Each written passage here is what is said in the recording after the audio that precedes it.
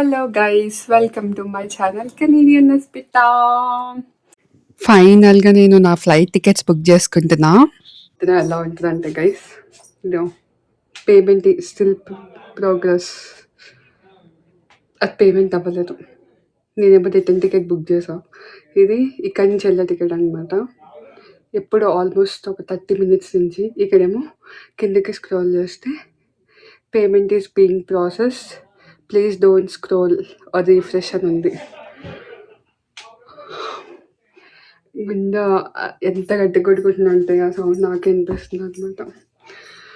Finally I'm coming to India. Payment ticket cut అయింది. ఇదైతే అవ్వాలి. మా మమ్మీకి చెప్పలేదు గైస్ నేను ఇండియా వస్తున్నట్టు. పేమెంట్ కట్ అయింది. స్టిల్ ప్రాసెస్ అవుతుంది. ఇంకా స్టిల్ లోడింగ్ అనే ఉంది. బట్ నాకు ఫ్లైట్ డీటెయిల్స్ వచ్చాయి. ఇండియా వస్తున్నాను. కోఇన్సిడెన్స్ ఏంటంటే నేను ఫ్లైట్ బుక్ చేసిన డేట్, నేను కెనడాకి వచ్చిన డేట్ ఒకటే అనమాట. October 22. Good morning. 3 long years. ఆ ఊహ ఎంత బాగుందంటే ఇండియాలో ఉన్నాను. చాలా బాగుంది. ఇంకప్పుడే ఏడుపు వచ్చేస్తుంది ఇండియా అనగానే. Oh my god. It's finally happening, guys. It's okay. అయ్యో ఎందుకు ఏడుస్తున్నాను. So funny. ఓ పక్కన ఏడుస్తున్నావు, పక్కన నవ్వుతున్నా. It's okay, let's go. ఇప్పుడే లేచాం. సో నేను టికెట్స్ బుక్ చేసుకున్నా. లెట్స్ డూ చెక్ ఇన్ చేద్దాం ఇప్పుడు. సో నేను నా ఫ్లైట్ రేపు November 6th. నేను అక్కడ రీచ్ అయ్యేది November 8th ఎర్లీ మార్నింగ్. నేను ఏం చేశానంటే ఈసారి అప్ అండ్ డౌన్ సేమ్ ఎయిర్వేస్లో బుక్ చేయకుండా ఇక్కడ నుంచి హైదరాబాద్ వచ్చేదేమో యూథోపియన్ ఎయిర్లైన్స్లో బుక్ చేసా. హైదరాబాద్ టు టొరంటో వచ్చేదేమో కతార్కి బుక్ చేసా. ఎందుకంటే చాలా ప్రైజ్ ఉన్నాయి అనమాట. నేను రిటర్న్ వచ్చేది డిసెంబర్లో. సో ప్రైజ్ ఒక రేంజ్లో ఉన్నాయి అనమాట. విడివిడిగా చూద్దాము అన్నట్టు చూస్తే నాకు వెళ్ళేటప్పుడు $900 పడింది ఇక్కడ నుంచి. అండ్ వచ్చేటప్పుడు 50 సమ్వేర్ అరౌండ్ 60,000 పడింది. సో ఇప్పుడు రేపు ఇథోపియన్ ఎయిర్లైన్స్. నాకు మధ్యలో 8.5 hours లే ఓవర్ ఉంది. హోటల్ బుకింగ్ ఇచ్చారు, ట్రాన్సిట్ వీసా ఇచ్చారు వాళ్ళే. నేను వీసా కావాలంటే నేను అక్కడ ఎయిర్పోర్ట్లో తీసుకోవచ్చు. నేను చూసా ఆన్ అరైవల్ వీసా ఉంది, కానీ ఏమో తెలీదు, టైర్డ్గా ఉంటానేమో అని చెప్పేసి ఇంకా ఆలోచిస్తున్నా ఏం చేయాలని. చూద్దాం, రేపు డిసైడ్ అవుదాం దాని గురించి. మనం ఫ్లైట్‌లో ఏమేమి ఐటెమ్స్ క్యారీ చేయకూడదో ఆ లిస్ట్ అంతా ఇక్కడ ప్రొవైడ్ చేశాడు. అండ్ అడిషనల్ బ్యాగేజ్ ఏమైనా కావాలా అని చెప్పేసి అవి కూడా డీటెయిల్స్ అడిగాడనమాట. అన్ని డీటెయిల్స్ ప్రొవైడ్ చేశాక బోర్డింగ్ పాస్ డౌన్లోడ్ చేసుకోమని వచ్చింది. ఇంకా డౌన్లోడ్ చేశాను. 9:35కి రేపు మార్నింగ్ ఫ్లైట్. ఇది వచ్చాక 13 hours, ఇది వచ్చేసరికి 6 hours. Will you miss me? Yes. How much? A lot. Hi guys, నేను ఇప్పుడు ఇండియా వెళ్తున్నా. మేము ఇప్పుడే క్యాబ్ బుక్ చేసుకున్నాం. ఏంటి ఇక్కడ ఇంత ట్రాఫిక్ ఉంది. నార్మల్గా నేనున్న ప్లేస్ నుంచి ఎయిర్పోర్ట్కి 40 minutes అనమాట. సో అందుకని చెప్పేసి 7:10 అలాగా క్యాబ్ బుక్ చేసాం. కానీ ఈరోజు ట్రాఫిక్ అయితే ఘోరంగా ఉంది. నా అరైవల్ వచ్చేసరికి 8:20 అని చూపిస్తుంది. ఇంకా టెన్షన్ స్టార్ట్ అయింది. ఎందుకంటే నా ఫ్లైట్ బోర్డింగ్ వచ్చేసరికి 9:30కే స్టార్ట్ అవుతుంది. నేను వెళ్ళేదే 8:30. టైం సరిపోతుందో లేదో అని చెప్పేసి చాలా భయంగా ఉంది. చూద్దాం మరి. Welcome to Pearson airport. ఎప్పుడు సెండ్ ఆఫ్ ఇచ్చే నేను ఫస్ట్ టైం నాకు సెండ్ ఆఫ్ ఇవ్వడానికి నాతో పాటు వస్తున్నారు. అమ్మయ్య, ఫైనల్‌గా ఎయిర్‌పోర్ట్‌కైతే వచ్చేసాము. ఇంకా క్యాబ్ దిగేసి లగేజ్ తీసుకొని లోపలికైతే వెళ్తున్నాము. ఇక్కడ ఒక గుడ్ థింగ్ ఏంటంటే ఎంట్రన్స్‌లోనే బ్యాగేజ్ డ్రాప్ చేయాలనమాట. సో వెయిట్ అటు ఇటు అయినా మనం టెన్షన్ పడక్కర్లేదు. ఎందుకంటే మన ఫ్రెండ్స్ మనతోనే ఉంటారు. అవసరం లేని వాళ్ళకి ఇచ్చేయొచ్చు, లేదంటే వాళ్ళు హెల్ప్ చేయొచ్చు కదా! ఫస్ట్ అయితే ఇథోపియన్ ఎయిర్‌లైన్స్ దగ్గరికి వచ్చేసి నా బ్యాగేజ్ అయితే డ్రాప్ చేసేసి బోర్డింగ్ పాస్ కలెక్ట్ చేసుకున్నా. ఇప్పుడే బ్యాగేజ్ డ్రాప్ చేస్తా. సో ఇప్పుడు సెక్యూరిటీ చెక్ వెళ్తే అయిపోయింది. అమ్మో, బ్యాగేజ్ మొత్తం పడింది. 24 ఒకటి, 24 ఇంకొకటి. ఆ చిన్న ట్రాలీ అయితే 15 minutes పట్టించుకుంటున్నా. 12 చూపిస్తుంది. ఇది రెండు కలిసి 15 వరకు వస్తుంది. ఇదే సెక్యూరిటీ చెక్. సెక్యూరిటీ చెక్ వెళ్తున్నాం. Okay guys, bye. Bye. Happy journey. నేను ఇండియాలో కలుస్తా. నువ్వు కూడా ఇండియా వచ్చాయి, నేను కూడా ఇండియాలో కలుస్తా. ఓకేనా? Okay guys. Bye. Security check వెళ్తున్నా. సెక్యూరిటీ చెక్ అయిపోయాక డ్యూటీ ఫ్రీకి వెళ్ళి ఆల్కహాల్ బాటిల్ తీసుకోవాలి. ఎందుకో తెలీదు కానీ చాలా అంటే చాలా ఎక్సైటెడ్‌గా ఉంది. నా ఫ్రెండ్స్ అయితే ఇంకా అక్కడే వెయిట్ చేస్తున్నారు. నా సెక్యూరిటీ చెక్ అయిపోయాక అప్పుడు వాళ్ళు స్టార్ట్ అవుతారంట. Boy. Thank God security check దగ్గర మొత్తం ఖాళీగా ఉంది. ఇక సెక్యూరిటీ చెక్ అయిపోయింది. సో ఇప్పుడు మనం గేట్ దగ్గరికి వెళ్ళిపోదాము. వెళ్ళిపోయి డ్యూటీ ఫ్రీకి వెళ్ళాలన్నమాట. నా ఫ్లైట్ ఏమో 9:30కి స్టార్ట్ అవుతుంది బోర్డింగ్. సో ఫాస్ట్‌గా వెళ్ళాలి, టైం లేదు. ఆల్రెడీ 9:05 అయిపోయింది. So let's go guys. $159.20. Yeah ఇక్కడ బిగ్ టైం. Yeah, till 30 होता है.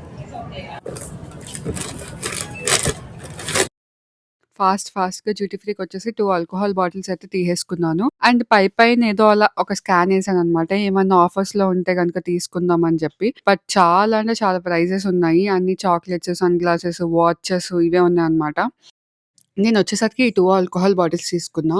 ఇవి వచ్చేసరికి 12 ఇయర్స్ ఓల్డ్ అండ్ నాకు 2 బాటిల్స్ ఆఫర్‌లో $159 పడిందనమాట. ఫైనల్‌గా అన్నీ అయిపోయినాయి. ఫ్లైట్ ఎక్కేస్తున్నది. మా మమ్మీకి కాల్ చేయలేదు. మా మమ్మీ వాళ్ళకి సర్ప్రైజ్ కదా! కాల్ చేయడానికి అవ్వలేదు నాకు. బట్ నా సిమ్ నేను ఇక్కడే వదిలేసాను. వైఫై ఏమో కనెక్ట్ అవ్వలేదు. సో, అందుకని చెప్పేసి మా మమ్మీకి అసలు ఫోన్ చేయడానికి అవ్వలేదనమాట.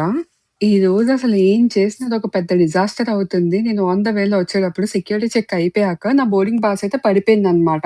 చూసుకోకుండా హాఫ్ వే వచ్చేసాను. మధ్యలో ఎందుకో నాకు డౌట్ వచ్చి పాస్‌పోర్ట్ ఓపెన్ చేసి చూస్తే అందులో బోర్డింగ్ పాస్ లేదు.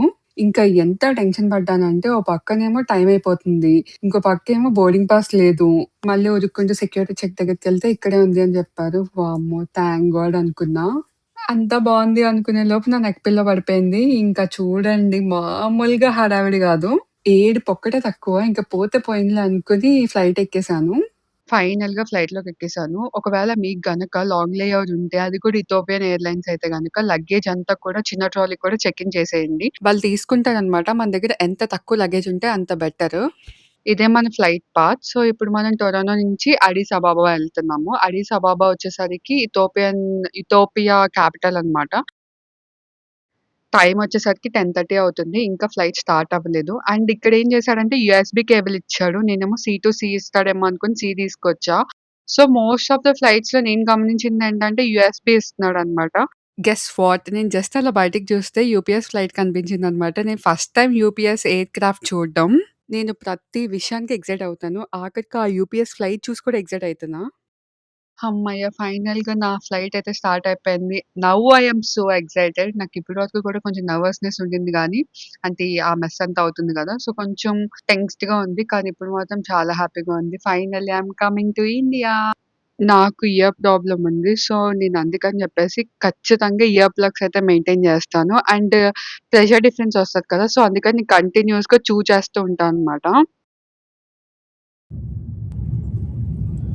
ఆ వ్యూ చూసారా? ఎంత బ్యూటిఫుల్‌గా ఉందో కదా! ఇదొచ్చేసరికి మిసిసాగా సిటీ అన్నమాట. సో, అక్కడక్కడ మేపుల్ ట్రీస్‌తో అండ్ ఇప్పుడే ఫాల్ కలర్స్ కూడా వచ్చాయి. నేను స్టార్ట్ అయ్యేటప్పుడు ఫాల్ కలర్స్ ఉన్నాయి. ఫ్లైట్ స్టార్ట్ అయిన ఒక హాఫ్ అన్ అవర్ కల్లా ఫస్ట్ మీల్ అయితే సర్వ్ చేశారు. ఇంక ఈలోపు నేను దీపావళి బోనస్ అంట ఈ మూవీ స్టార్ట్ చేశాను. మీకు డౌట్ రాకూడదని చెప్పేసి వైఫై తీసుకున్నాను. మమ్మీకి తెలీదు. మమ్మీకి అస్సలు తెలీదు నేను వస్తున్నట్టు. సో, డౌట్ రాకుండా ఉండాలని చెప్పేసి వైఫై తీసుకుంటే తీరా వైఫై రావట్లేదు. మన అదృష్టం ఎలా ఉంటదంటే 10 సార్లు నాక్ చేసినా రాదు గానీ దరిద్రం మాత్రం నాక్ చేయకుండానే అలా ఎంటర్ అయిపోయింది. ఈరోజు ఇంకా పొద్దున్నుంచి అసలు ఏది కలిసి రాలేదు. అంతా బ్యాడ్‌గా జరుగుతుంది. బట్ ఏదన్నా గుడ్ జరుగుతుందంటే అది నేను ఇండియా ఎళ్ళడం. ఐ హోప్ సేఫ్‌గా రీచ్ అవుతాను. వైఫై వచ్చినా బావుండు అట్‌లీస్ట్ మనీ బ్యాక్. మన ఫుడ్ అయితే వచ్చేసింది. నేను ఈరోజు వెజిటేరియన్ మీల్ అయితే తీసుకున్నా. అండ్ డ్రింక్ వచ్చేసరికి జ్యూస్ తీసుకున్నా. ఆరెంజ్ జ్యూస్, యాపిల్, ఇంకా స్ప్రైట్ ఇలా కొన్ని సాఫ్ట్ డ్రింక్స్, హార్డ్ డ్రింక్స్ కూడా ఉన్నాయి. కాకపోతే నేను ఆరెంజ్ జ్యూస్ తీసుకున్నా. అండ్ ఒక చిన్న ఫ్రూట్ బౌల్ ఇచ్చాడు. క్యాంటలోప్, అదే కర్బూజా అండ్ హనీ డ్యూ పెట్టాడన్నమాట. అండ్ ఒక చిన్న సాలడ్ బౌల్ కూడా ఇచ్చాడు. కుకుంబర్, టమాటా అండ్ ఒక కొంచెం గడ్డి అదే ఆకులు. తర్వాత ఒక క్రాకర్ ఇచ్చాడు. అండ్ ఒక బన్ కూడా ఇచ్చాడన్నమాట. రైస్ అయితే క్వాంటిటీ చాలా తక్కువ ఇచ్చాడు. జస్ట్ ఒక 3-4 స్పూన్స్ వస్తదేమో, అంతకన్నా ఎక్కువ కూడా ఉండదు. కానీ కర్రీ మాత్రం కొంచెం ఎక్కువ క్వాంటిటీ ఇచ్చాడు. రైస్ కదా డబుల్ క్వాంటిటీ ఇచ్చాడు. 2 కర్రీస్ ఇచ్చాడు. బ్రెడ్‌లోకి ఒక ప్లెయిన్ క్రీమ్ చీజ్ కూడా ఇచ్చాడు. యాక్చువల్‌గా ఫుడ్ బానే పెట్టాడు. నేను అస్సలు ఎక్స్‌పెక్ట్ చేయలేదు. సో, మా ఫ్రెండ్స్ కూడా ఏం పెడతాడో తెలీదు కదా అని చెప్పేసి paneer curry with bagara rice box పెట్టారనమాట. ఫస్ట్ అయితే సాలడ్‌తో స్టార్ట్ చేశా. సో, చెర్రీ టమాటో తిన్నా అనమాట. నేనసలు సాలడ్ పర్సనే కాదు. కానీ ఈరోజు ఏంటో మరి వింతగా సాలడ్ తినాలనిపించింది. ఈ పచ్చిగడ్డి, సాలడ్ ఎలా తింటారో నాకు తెలీదు గానీ, ఇక్కడ వాళ్ళైతే ఫుల్‌గా తింటారనమాట.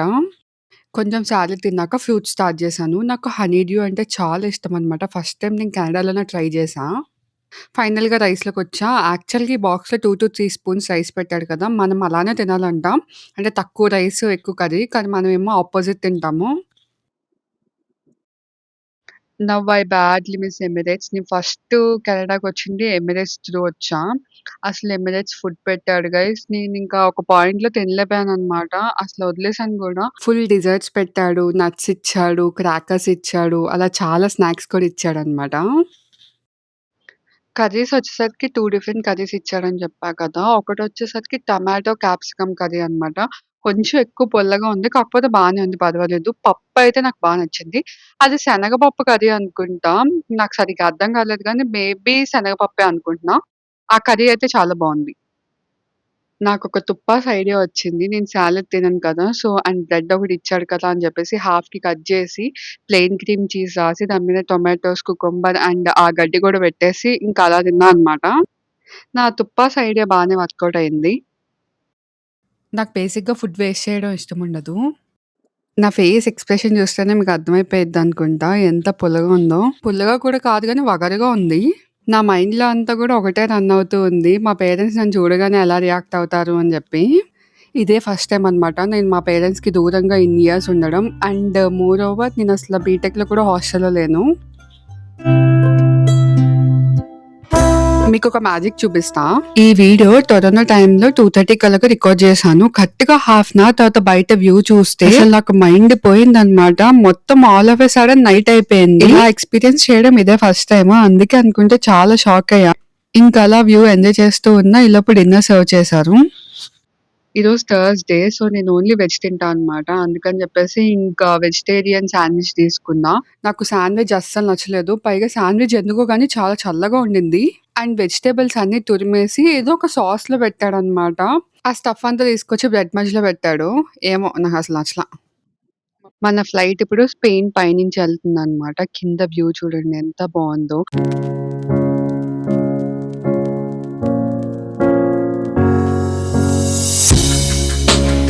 అబ్బా! నాకసలు పిచ్చి బోర్ కొట్టింది. అస్సలు నిద్ర పట్టలేదు. చిన్న పిల్లలున్నారనమాట నా ఫ్లైట్ అంతా కూడా. వాళ్ళు కంటిన్యూయస్‌గా షిఫ్ట్‌లేసుకున్నట్టు ఒకళ్ళ తర్వాత ఒకళ్ళు ఏడుస్తూనే ఉన్నారు. మన ప్లేన్ పాత్ చూసుకుంటే మనం స్పెయిన్ నుంచి అల్జీరియా, అల్జీరియా నుంచి తునిషియా, తర్వాత లిబియా ఎళ్తున్నాము. ఫైనల్‌గా సూడాన్ మీద నుంచి ఇథియోపియా ఎళ్తున్నామనమాట.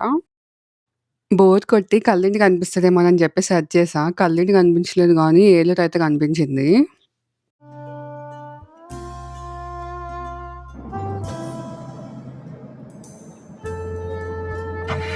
మధ్య మధ్య ఇట్లా వ్యూ అయితే చాలా బావుండింది. నాకు సడెన్‌గా చూస్తే ఏమనిపించిందంటే నర్వ్ కనెక్షన్ ఉంటది గదా! అలా అనిపించిందనమాట ఇది చూసినప్పుడు.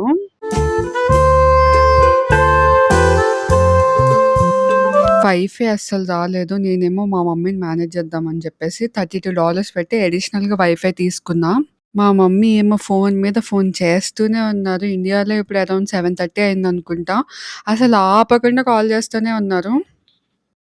నేను లిప్ బామ్, మాయిశ్చరైజర్ నాతో క్యారీ చేయడం మర్చిపోయాను. చిన్న ట్రాలీలో పెట్టేసి అది పైన పెట్టేసాననమాట. అసలు లిప్స్ అంతా డ్రై అయిపోయి, చేతులంతా కూడా ఫుల్ డ్రై అయిపోయి నాకు చాలా పెయినొచ్చింది ఫింగర్ టిప్స్ దగ్గర. పెద్ద టాస్క్ మా మమ్మీని మేనేజ్ చేయడం. ఏం చేయాలో అర్థం కాట్లా. దొరకకుండా ఉంటే చాలు. But yeah! దిగంగానే ఫస్ట్ మమ్మీకి కాల్ చేయాలి. Only text messages. సో మీకు వాట్సాప్లో మెసేజ్ పెడుతూ ఉన్నా, ఇట్లా బయటకు వచ్చాము, కాల్ చేస్తా వెళ్ళంగానే అని చెప్పి. స్టిల్ మమ్మీ కాల్ చేశారు, అదేంటో అర్థం కావట్లేదు.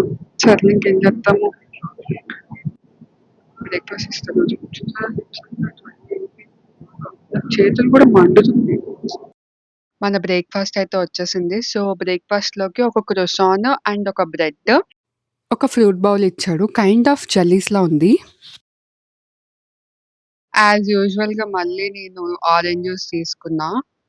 మల్టీ గ్రెయిన్ బ్రెడ్ ఇచ్చాడనమాట. సో అది స్ట్రాబెర్రీ అండ్ కొంచెం బటర్ రాసుకుని తిన్నాను. పర్వాలేదు, టేస్ట్ అయితే బానే ఉంది. మరీ అంత బర్స్ట్‌గా అయితే లేదు. అంటే నేను అసలు బ్రెడ్ ఫ్యాన్ కాదు. క్రోసాన్ అసలు తినలేదు. అదే మన ప్రశాంత్‌ని. So funny part. ఫ్రూట్ బౌల్‌లో వచ్చేసరికి పైనాపిల్ జ్యూస్‌లో పైనాపిల్, పపాయ పెట్టాడు. ఆ పపాయ కూడా యెల్లో అండ్ రెడ్ పపాయ అంట. నేను యెల్లో పపాయ ఎప్పుడు చూడలేదు అండ్ వినలేదు కూడా. బట్ టేస్ట్ అయితే బానే ఉంది.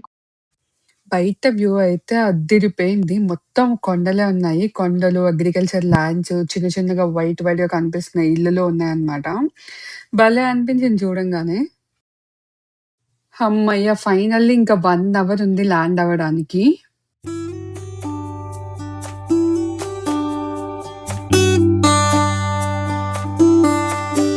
నేను ఇప్పటివరకు ఎప్పుడు నైట్ జర్నీసే చేశాను. ఇలా డే జర్నీ ఎప్పుడు చేయలేదన్నమాట.